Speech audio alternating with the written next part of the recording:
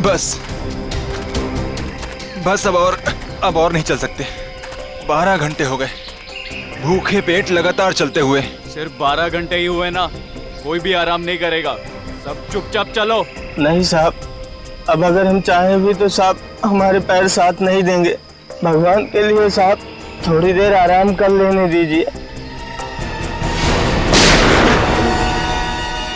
जिस मजदूर के पैर उनका साथ नहीं देंगे, उनके पैरों को इस बंदूक की गोलियों से इनाम दूंगा। अब चलो सब। संभाल कर चाची। रिचा खुद का ख्याल रख सकती है, तुम्हें इसकी चिंता करने की जरूरत नहीं है, समझे? चलो अभी, अब चलो।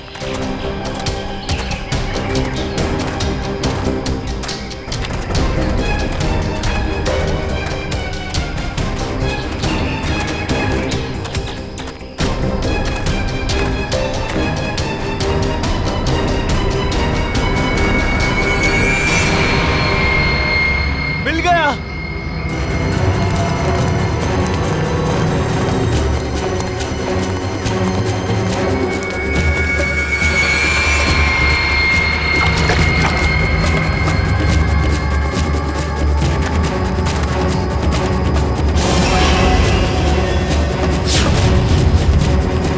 तुम सबने मेरी बहुत मदद की, अब तैयार हो जाओ अपने इनाम के लिए।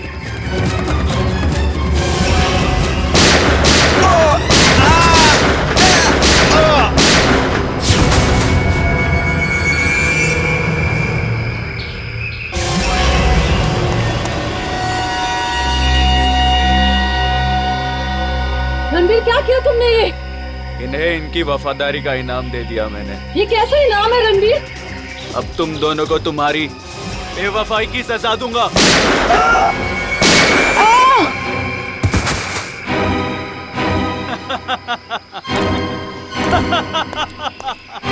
अब मैं अमर हो जाऊंगा।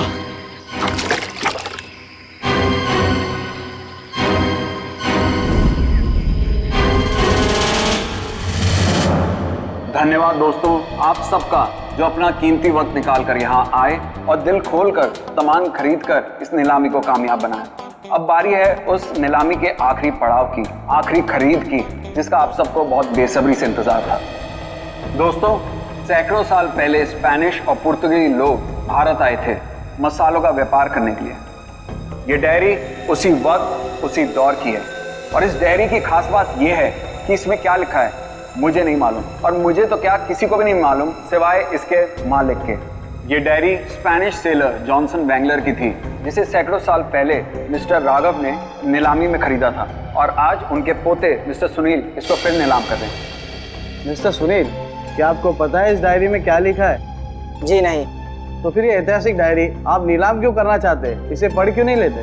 मुझे कोई फर्क नहीं पड़ता कि डायरी में क्या लिखा है और क्या नहीं, मुझे बस पैसा चाहिए, सिर्फ और सिर्फ पैसा। तो नीलामी शुरू की जाए। नीलामी शुरू करते हैं 10 लाख रुपयों से। 20 लाख। 20 लाख। और कोई? 30 लाख। 30 लाख। वाह साहब। और आपसे ज्यादा कोई है? 30 लाख से ज्यादा? 40 लाख। 40 लाख। 50 लाख। अरे वाह, ये हुई असली कदरदानों वाली बात। कोई और है जो 50 लाख से ज्यादा की बोली लगाएगा? 50 लाख 1, 50 लाख 2, 1 करोड़। वाह साहब, इसे कहते हैं असली कदरदान, जो लाखों की चीज करोड़ों तक पहुंचा दे। 1 करोड़ 1, 1 करोड़ 2, अरे 1 करोड़ 3।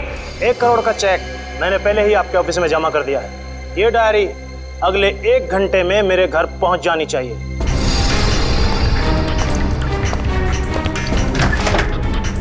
जानता नहीं तूने डायरी नहीं, अपनी मौत खरीदी है, मौत।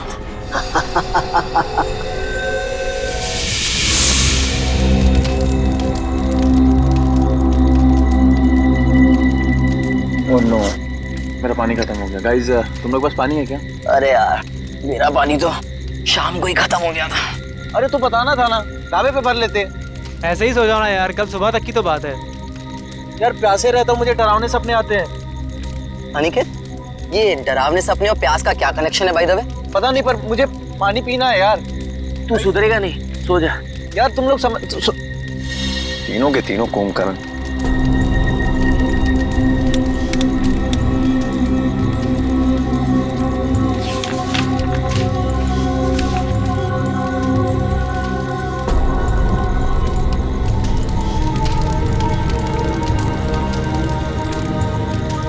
इस नक्शे के हिसाब से तालाब करीब आधे किलोमीटर दूर पे है।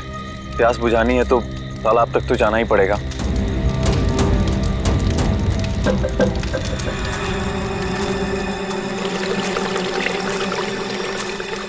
ये पानी की आवाज आ रही है, लगता है तालाब कहीं आसपास में ही है।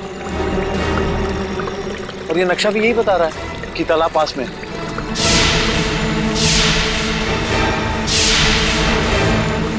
बचाओ बचाओ! ये चीख कैसी है? अरे ये अनिकेत कहाँ चला गया? कहीं ये उसी की चीख तो नहीं? अनिकेत! अनिकेत! अनिकेत! अनिकेत! अनिकेत!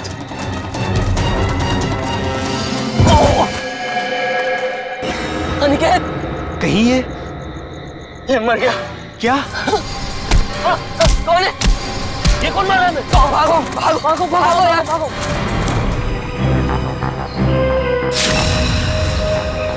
सर तो किसी भारी चीज से वार किया गया है। कैसे हुआ ये सब? सर कल रात अनिकेत बाहर आया पानी पीने, उसी दौरान किसी ने इसकी जान ले ली। और तो और सर हमारे साथ भी हाथापाई हुई। कितने लोग थे? सर अंधेरा काफी था, अचानक हमला हुआ और ठीक से कुछ मालूम नहीं पड़ा सर। सर हमारा एक साथी पूरब भी अब कल रात से नहीं मिल रहा। कल रात वो हमसे बिछड़ गया और मुझे तो डर है कि कहीं अनिकेत की तरह उन लोगों ने पूरब को भी। घबराओ नहीं, हम लोग पूरब को जल्दी ढूंढ लेंगे। चलो ढूंढो, देखो कुछ मिलता है क्या।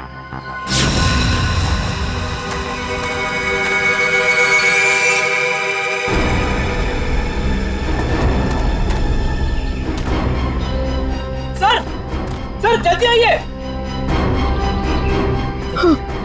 ठीक तो ना तुम? अरे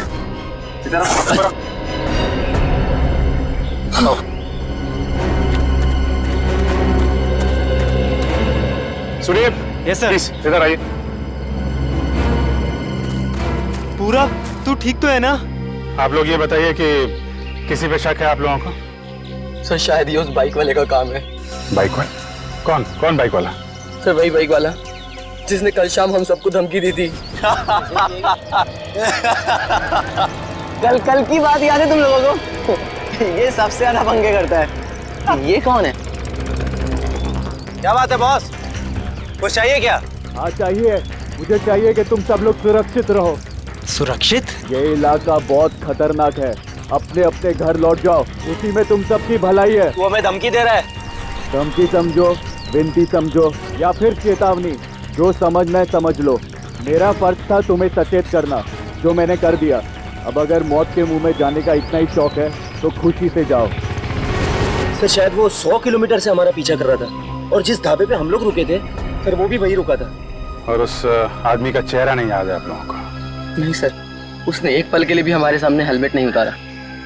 ढाबे में खाना खाते समय तो हेलमेट निकाला होगा ना? ढाबे वाले से पता करो, देखो शायद उसे कुछ याद हो। ठीक है, मैं तो साथ में।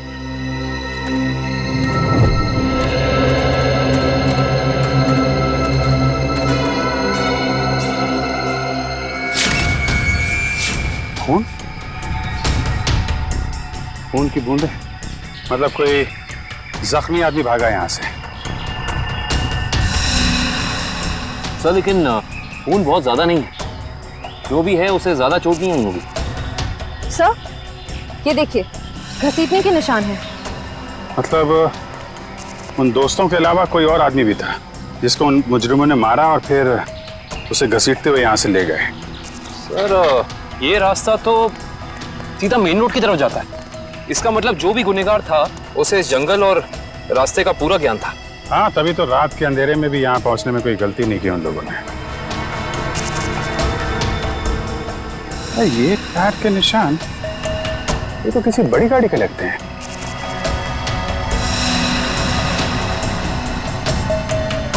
साढ़े 8 इंच। सर ये तो लेस्कॉट गाड़ी के टायर लगते हैं, क्योंकि इतने चौड़े टायर उसी गाड़ी में होते हैं। मतलब वो मुजरिम कार में बैठ के भागे, फिर वो बाइक वाला? वो तो कार में बैठ के आया नहीं होगा, नहीं तो हेलमेट क्यों लगाता है। एक काम करो, आगे जो टोल नाका है वहां जाके पता करो ये लेस्कॉट गाड़ी वहां से गुजरी है क्या। जी सर। तब तक मैं यहाँ देखता हूँ कुछ और मिलता है क्या।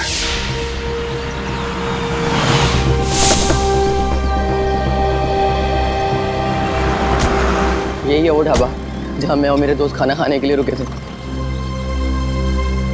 अरे आइए आइए सर जी, बैठिए। गर्मा गर्म दाल मखनी बनाई है, लगा दूं 5 प्लेट है मक्खन मार के। जी हम लोग खाने पीने नहीं आए, हम लोग सीआईडी से। सीआईडी से? क्या हुआ साहब?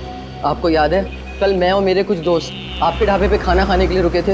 हाँ हाँ, हल्का हल्का याद तो आ रहा है, पर आपको इतनी चोट कैसे लगी? कल रात इनके ऊपर हमला हो गया और उस हमले में इनके दोस्त अनिकेत की मौत हो गई। हे भगवान, ये हो क्या रहा है आजकल? समाज में दिन ब दिन जुर्म बढ़ता ही जा रहा है। हाँ वो तो है, लेकिन हमें शक है कि इस जुर्म में एक बाइक वाला शामिल है जो कल यहाँ पे आया था। बाइक वाला? जी हाँ, उसने एक ब्लैक बाइकर सूट और ब्लैक हेलमेट पहना था और मुझे अच्छे से याद है उसके पास नलोंजन मॉडल की बाइक भी थी। एक बाइक वाला आया तो था। अच्छा, उस बाइक वाले के बारे में कुछ याद है आपको? कैसा दिखता था वो? साहब इतना तो याद नहीं, लेकिन शायद रामू को पता होगा। रामू जरा इधर आना, जरा बताना साहब लोगों को उस बाइक वाले के बारे में। जब उसने हेलमेट उतारा था तो मैंने एक ही झलक देखा था सेठ जी। बहुत अजीब आदमी था, अजीब तरीके से बर्ताव कर रहा था। देखो, तुमने उसकी एक झलक देखी ना, तुम्हें जो कुछ भी याद है हमारे लिए उसका स्केच बनवाओ। हाँ इशिता, ठीक है, कोशिश जारी रखना। क्या हुआ श्रेया? सर, सारांश का अभी तक पता नहीं चल पा रहा।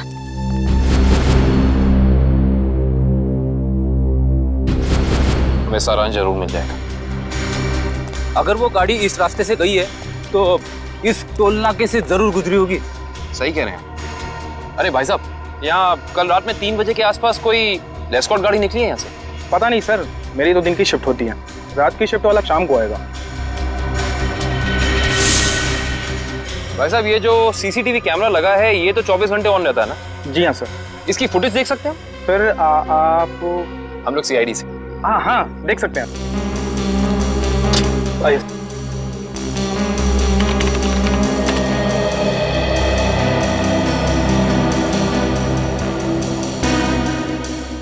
ये देखिए, लेस्कॉट गाड़ी रात के 2:55 को यहाँ से गुजरी है। लगती तो वही गाड़ी है, जरा रिवाइंड करिए।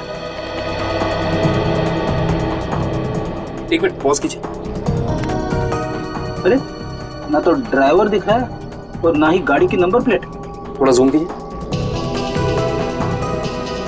ये क्या लिखा है? Car on rent. Car on rent? Sir, ध्वनि नगर में कार ऑन रेंट नाम की कंपनी है। कहीं ये गाड़ी वहीं से किराए पे तो नहीं ली गई थी? सर, ये रहा स्केच।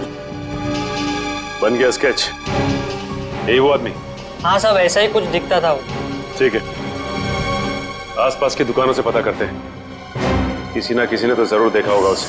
भाई साहब, इस स्केच को ध्यान से देखो, इस आदमी को पहचानते हो? नहीं देखा इसको इससे पहले। साहब, बुरा ना मानो तो ये फोटो मैं देख सकता हूँ? अरे काका, इसमें बुरा मानने की क्या बात है? देखिए।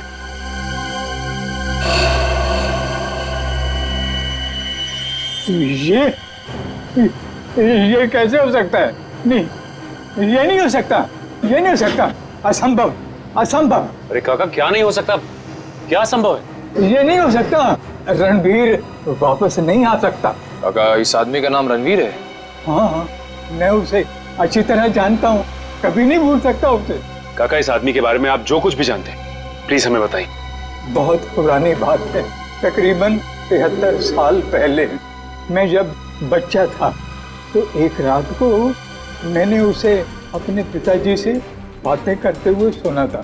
मदन, मेरी बात मानो, अगर तुमने मुझे उस तालाब को ढूंढने में मदद की तो तुम्हारी जिंदगी हमेशा हमेशा के लिए बदल जाएगी। मेरी जिंदगी जैसी भी है ठीक है, आप मुझे इस सबसे दूर ही रखें तो अच्छा होगा। देखो, इस इलाके से जितनी अच्छी तरह तुम परिचित हो वैसा इस गांव में कोई नहीं है।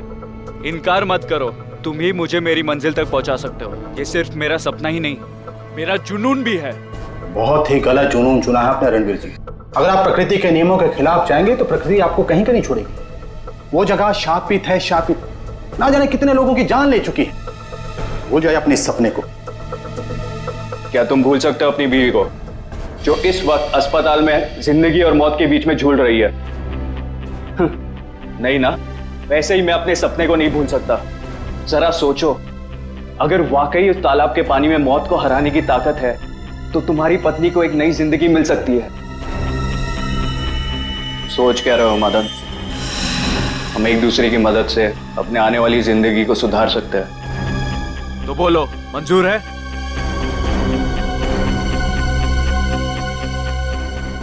ये कैसे हो सकता है काका? आपके कहने के मुताबिक आज से 73 साल पहले यानी कि 1941 में ये आदमी जैसा दिखता था आज भी वैसा ही दिखता है। हाँ, तभी तो मैंने कहा था असंभव, ये अजूबा कैसे हो सकता है? और इसी की वजह से तो मैंने अपने पिताजी को खोया था। इसकी वजह से आपने अपने पिता को खोया?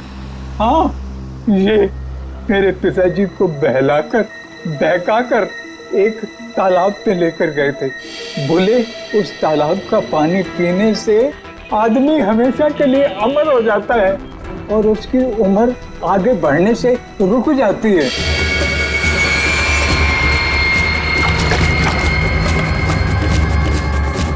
ये कैसा तालाब है काका? मेरे पिताजी तो वापस नहीं आए, शायद उसे वो चमत्कारी तालाब मिल गया होगा और उसी की वजह से आज तक 73 साल पहले जैसा अभी तक वैसे का वैसा ही दिखाई दे रहा है। काका ये कैसी बातें कर रहे हैं आप? ये सारी बातें किस्से कहानियों में होती हैं, असल जिंदगी में इनका कोई लेना देना नहीं, समझे? बिना आग के कभी धुआं नहीं उठता बेटा। तुम भले ही ना मानो, लेकिन उस तालाब के पानी में कोई शक्ति है जो मौत को भी पराजित कर सकती है। सर पूरा जंगल छान मारा लेकिन कोई सुराग नहीं मिला। एक मिनट वो देखो, ऐसा लगता है यहाँ हाल फिलहाल में ही खुदाई हुई है। तो देखो। Yes sir.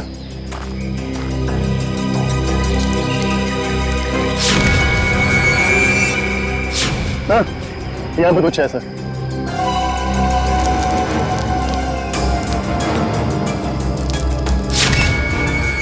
माय गॉड, ये तो सालों पुराना कंकाल लगता है। सर मुजरिम लाशों को जंगल में दफनाते थे ये तो पता था, पर पहली बार मुजरिम इतना सालों पुराना कंकाल जंगल में दफनाने आए। पता नहीं वंश, दफनाने आए थे या फिर निकालने। गुड मॉर्निंग डॉक्टर साहब। What is so good about this morning? ये लो, हेलो हाय ना करो तो नाराज और करो तो मुश्किल। अरे इतने उखड़े हुए क्यों हैं सर आप? भाई साहब, जब आपको पता लगेगा ना कि अनिकेत की मौत कैसे हुई, आप भी इतने ही उखड़ जाएंगे। सर जरूर किसी हथौड़े या डंडे से वार किया होगा। सर इससे पहले भी हम ऐसे केस सुलझा चुके हैं। मगर निखिल, पहले के केसेस में और इस केस में फर्क है, और वो ये कि जिस हथियार से अनिकेत के सर पे वार किया गया है वो हथियार 100 साल पुराना है। क्या? 100 साल पुराना? उड़ गए होश? उखड़ गए ना? भाई साहब, अनिकेत के सर पर से मुझे लोहे और लकड़ी के छोटे छोटे टुकड़े मिले हैं और ये टुकड़े 100 साल से भी ज्यादा पुराने हैं। लोहे और लकड़ी के टुकड़े? मतलब हथियार कोई ऐसी चीज है जिसमें लोहा भी है और लकड़ी भी? हाँ, आइए मैं दिखाती हूँ।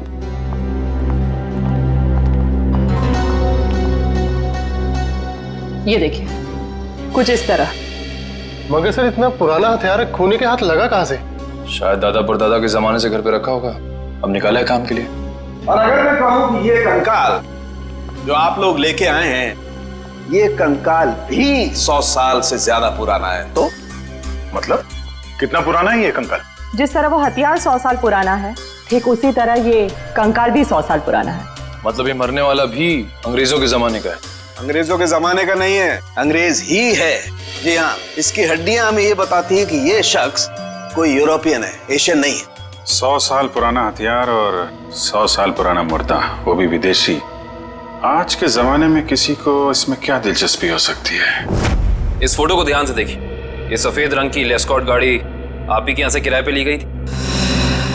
माफ कीजिए सर, इस फोटो में कार की नंबर प्लेट नहीं दिख रही है, इसलिए बता पाना मुश्किल है कि कार किसने किराए पर ली थी। अरे भाई कमाल करते आप, है तो आप ही की कंपनी की गाड़ी ना, नंबर प्लेट ना सही कुछ और देख के पहचान लीजिए। सर 100 से ज्यादा गाड़ियां हैं हमारी कंपनी में और इसी मॉडल इसी रंग की करीब 20 गाड़ियां हैं। सर इस तरह बता पाना मुमकिन नहीं है। तो आप एक काम कीजिए, आप हमें ये बताइए कि ऐसी सफेद रंग की लेस्कॉट गाड़ी कितने लोगों ने पिछले एक हफ्ते में किराए पे ली है यहाँ से? 1 मिनट सर।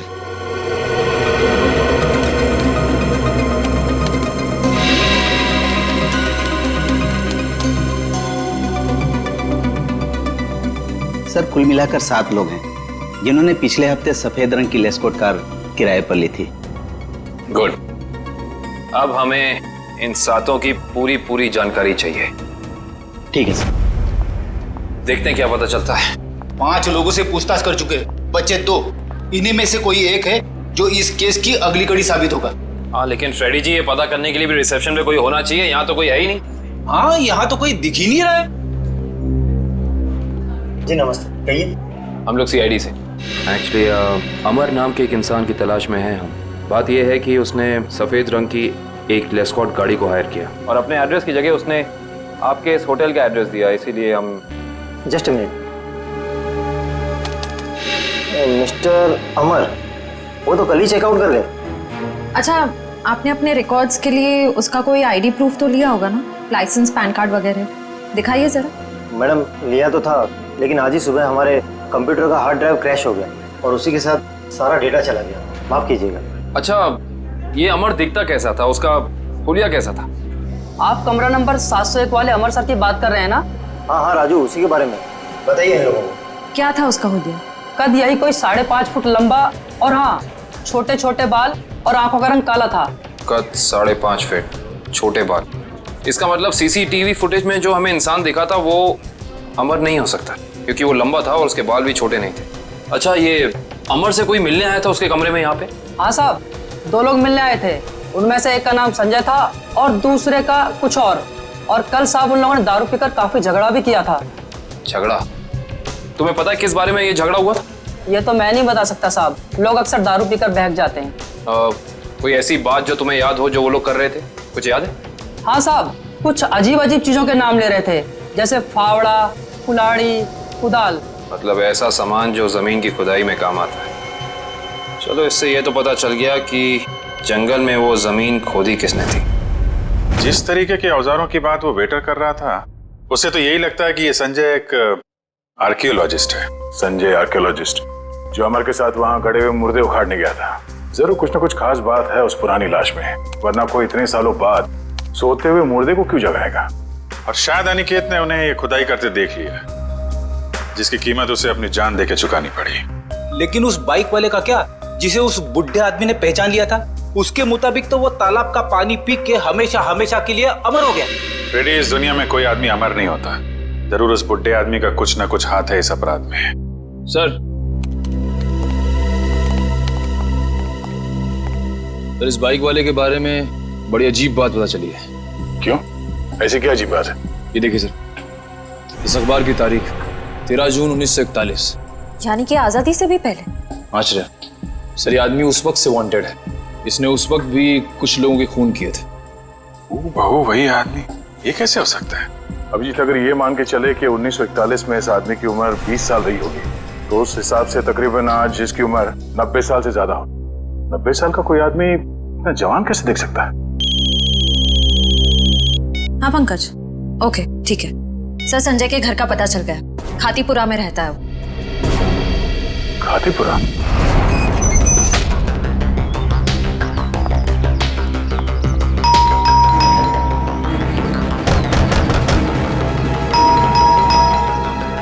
लगता है संजय को हमारे यहाँ आने की खबर लग गई होगी, इसीलिए भाग गया होगा। भाग कर जाएगा कहाँ?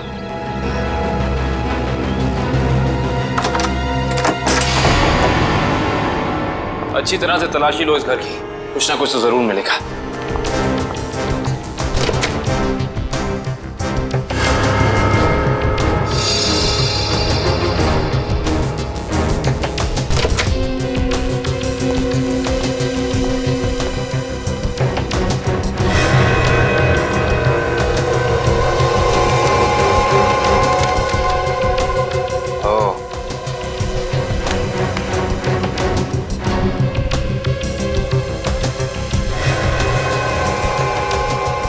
सर, आश्रया, सर ये देखिए, संजय का पासपोर्ट। इस पे काफी सारे देशों के वीजाज लगे हैं। तो लगता है इस भाई साहब को सैर सपाटे का बहुत शौक था। ये देखो श्रेया, इसकी चेकबुक की डिटेल से साफ साफ पता चल रहा है कि इस इंसान ने करोड़ों रुपए खर्च किए हैं म्यूजियम्स और नीलामियों से सामान खरीदने में। देखो, इसका मतलब संजय बहुत अमीर है और आर्ट में काफी दिलचस्पी रखता है। अब इसे ये दिलचस्पी आर्ट में है या किसी खास चीज में, ये तो वक्त ही बताएगा। लेकिन एक बात तो तय है, ये संजय किसी की तलाश में है, कोई ऐसी चीज जो इसे दुनिया के कोने कोने में ले जा रही है, हर म्यूजियम, हर बड़ी नीलामी तक। सर, हाँ, अलमारी में से ये डायरी मिली है, छुपा के रखी हुई थी। दिखने में तो ये कोई ऐतिहासिक डायरी लगती है। कुछ तो खास बात है इस डायरी में, काफी नायाब और अलग किस्म की डायरी है ये। सर, शायद संजय ने इस डायरी को किसी नीलामी में खरीदा होगा। अभी पता चल जाएगा, जरा हाथ लगाइए। ओह, तो ये उसी स्पेनिश शिप के कैप्टन की डायरी है जो अपनी हर यात्रा के बारे में अपनी डायरी में लिखा करता था। ये वही डायरी है। इसका मतलब इस डायरी में उस रहस्यमय तालाब के बारे में भी जरूर लिखा होगा। सर, इसका मतलब संजय भी उस रहस्यमय तालाब को ढूंढ रहा था, इसलिए उसने ये सारा सामान खरीदा। हो सकता है श्रेया, लेकिन अगर ये वही डायरी है तो उस रहस्यमय तालाब का नक्शा, कोई मैप, कोई जरिया जरूर होना चाहिए इसमें।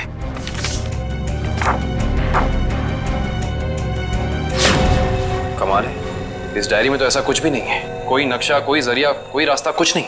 लेकिन इससे एक बात तो तय हो गई कि इस रहस्यमय तालाब को ढूंढने में दोनों अमर और संजय साथ मिलकर काम कर रहे थे। इसका मतलब हमें इस कमरे में कुछ ना कुछ जरूर मिलेगा। छानबीन करो।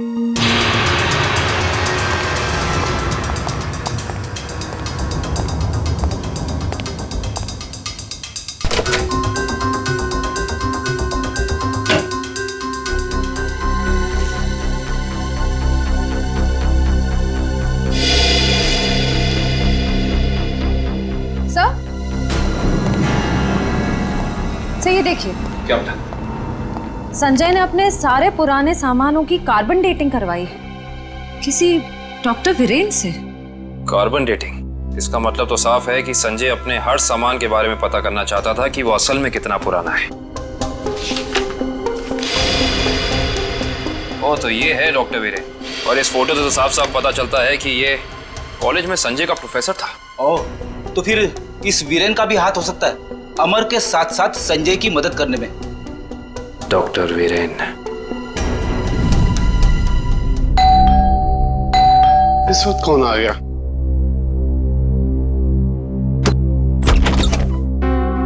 आप लोग?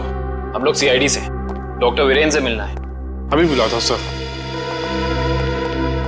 आप लोग बैंक से आए ना? नहीं साहब, ये सीआईडी से आए सर। सीआईडी? इसे पहचानते हैं आप? जी नहीं। किसने मारा इसे? हमें पता होता तो अब तक मुजरिम सलाखों के पीछे होता। देखिए, मैं इस मामले में आपकी कोई मदद नहीं कर सकता। चलिए, इस मामले में ना सही, लेकिन किसी और मामले में हमारी मदद कर दीजिए। मैं कुछ समझा नहीं। मैं समझाता हूँ। आप हमें उस रहस्यमय तालाब के बारे में बताइए, जिसका पानी पीकर इंसान कभी मरता नहीं है, जवान रहता है, अमर हो जाता है। ये क्या मजाक कर रहे हैं आप? अगर ऐसा कोई तालाब होता तो दुनिया में मौत नाम की चीज ही नहीं होती। कमाल करते हैं आप भी।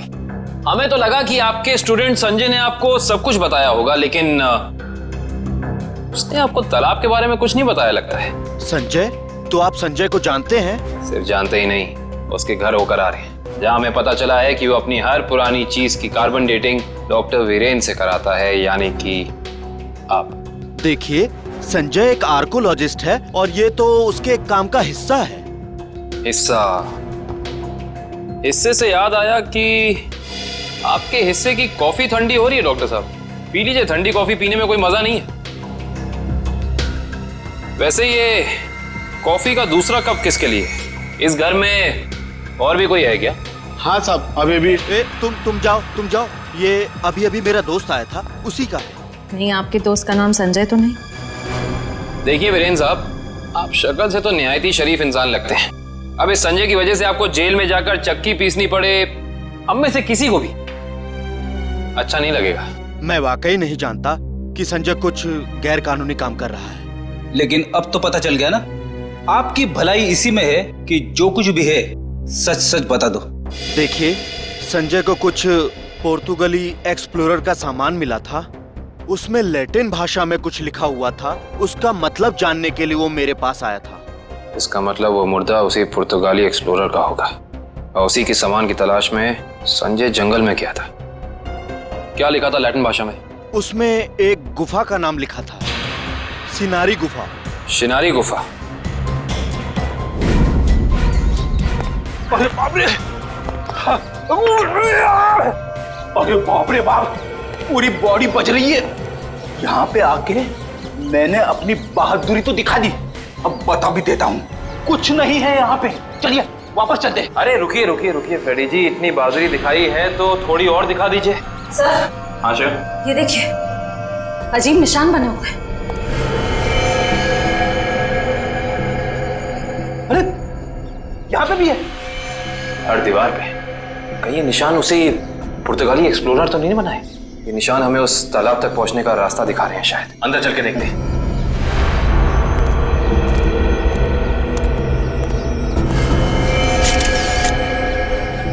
दो लाशें।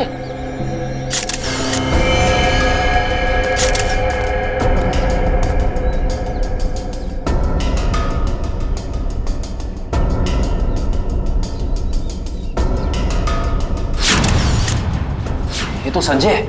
और सर, हो ना हो ये जरूर अमर की लाश है। ये देखिए, होटल के वेटर ने हमें जो हुलिया दिया था, ये हूबहू वैसा ही है। लगता है ये दोनों यहाँ पे उस तालाब की तलाश में आए थे जिंदगी को अमर बनाने और बदले में मिली मौत। है कौन वो आदमी जो तालाब की खोज करने वाले लोगों का खून कर रहा है? जरूर कोई ऐसा है फ्रेडी जी जो नहीं चाहता कि उसके अलावा इस तालाब के बारे में किसी और को पता चले। सर, हो ना हो ये काम जरूर रणवीर का ही होगा, क्योंकि जब संजय खुदाई कर रहा था तब रणवीर भी वहां मौजूद था। सर, हाँ, यहाँ पे जूतों के निशान है। ये देखिए, अलग अलग जूतों के निशान दिख रहे हैं। कम से कम 5 लोगों के होंगे।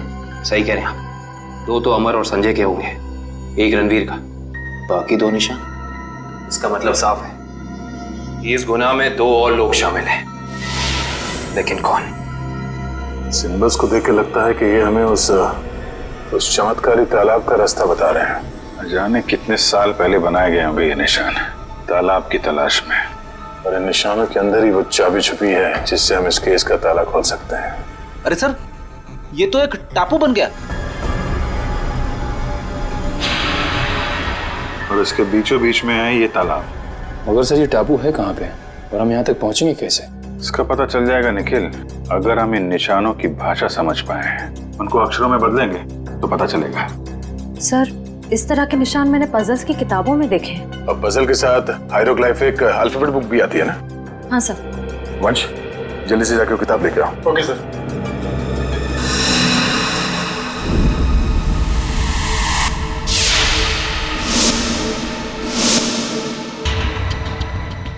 इस किताब में जो अक्षर दिए गए हैं उसके हिसाब से तो ये बन रहा है ANDAVIA,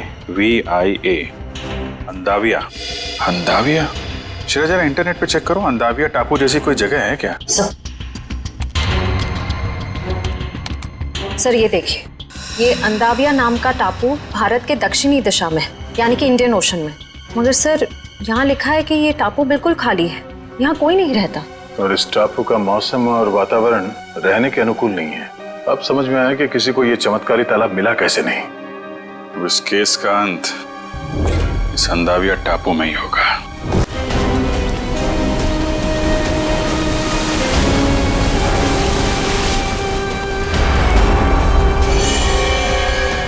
वहां पे देखो, वहां पे कुछ है। सर, लगता है किसी ने आग जला के कैंप फायर किया है। वही लोग होंगे जो तालाब की तलाश में यहाँ पे आए थे।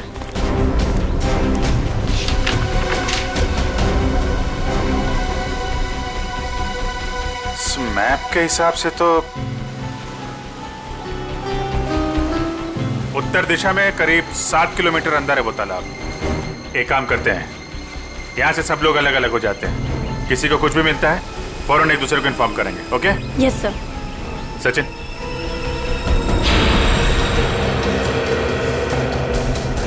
ये देखिए सर, जगह जगह पेड़ों पे कुल्हाड़ी के निशान। जो लोग तालाब की तलाश में इधर गए होंगे ना, उन लोगों ने लगाया होगा रास्ता पहचानने के लिए। ओह माय गॉड, कंकाल।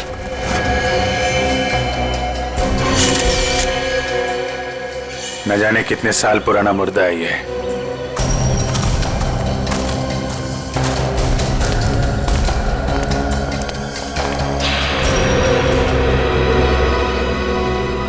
धुआं अभी भी निकल रहा है। आग जले शायद ज्यादा देर नहीं हुई अभी। एक और कंकाल सर।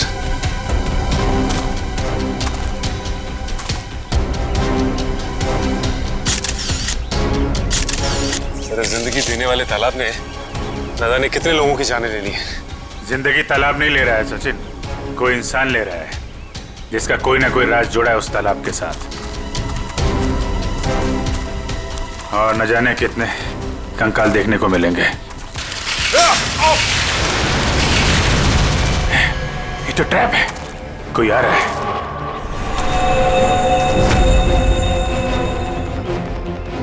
ये तो रणवीर है। रणवीर,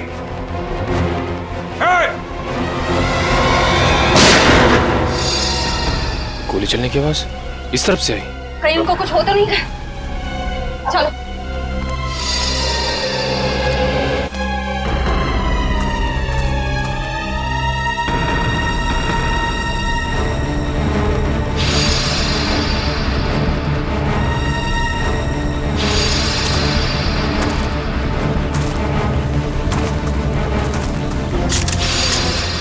घबराइए मत, मैं आप पे गोली नहीं, मैंने इस पे चलाई थी जो आपको मारना चाहता था।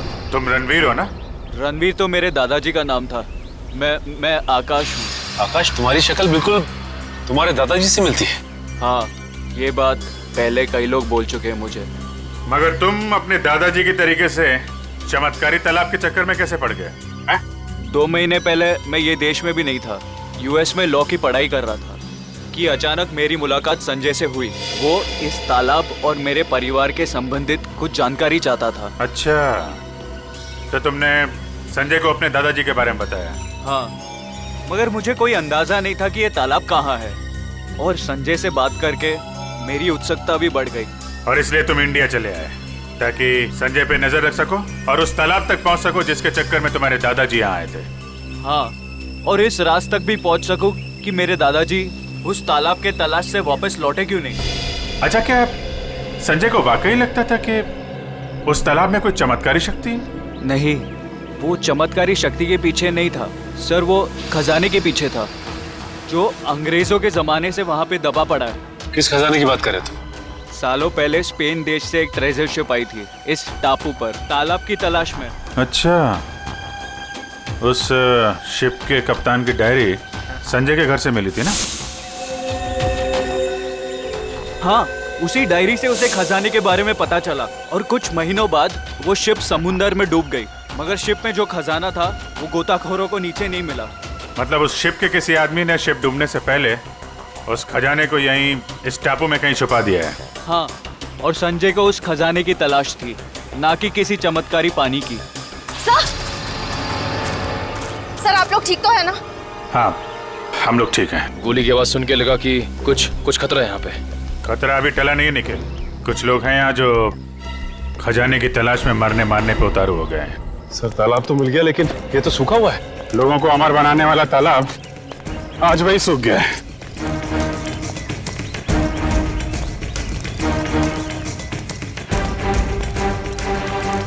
सर, सोने का सिक्का? सोने का सिक्का? मतलब खजाना था यहाँ पे? सर, इसका मतलब वो आदमी खजाना लेके ये लोग इस तरफ से निकल गए बाहर। सर, ये रास्ता तो टापू के दूसरे हिस्से जाता है। मैं भी वहीं से आया था और उन लोगों की नाव भी वहीं पे थी। टापू की दूसरी तरफ? हाँ, रोकना होगा उन्हें। जल्दी आओ तुम लोग, आ जाओ आ जाओ।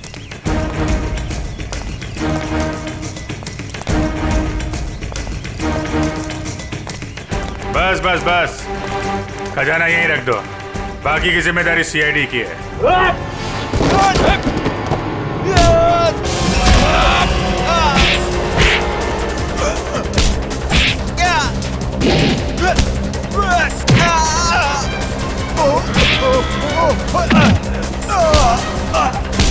Oh!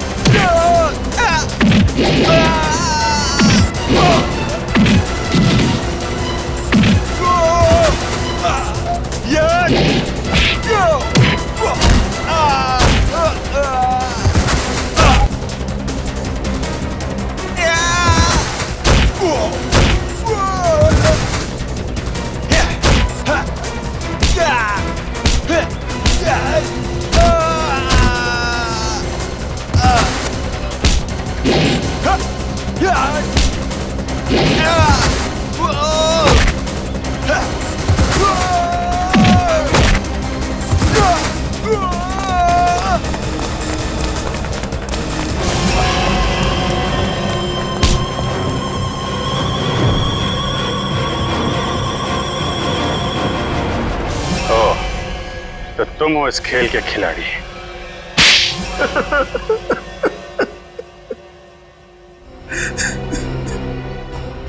हाँ, मैंने ही मारा है अमर को, संजय को और अनिकेत को भी। मगर तुम्हें संजय और अमर के प्लान के बारे में पता कैसे चला? उस दिन जब होटल के बाहर में वो लोग बात कर रहे थे, मैंने उन दोनों की सारी बातें सुन ली थी। हम बहुत जल्द खजाने तक पहुंचने वाले हैं, फिर हम बेशुमार दौलत के मालिक हो जाएंगे।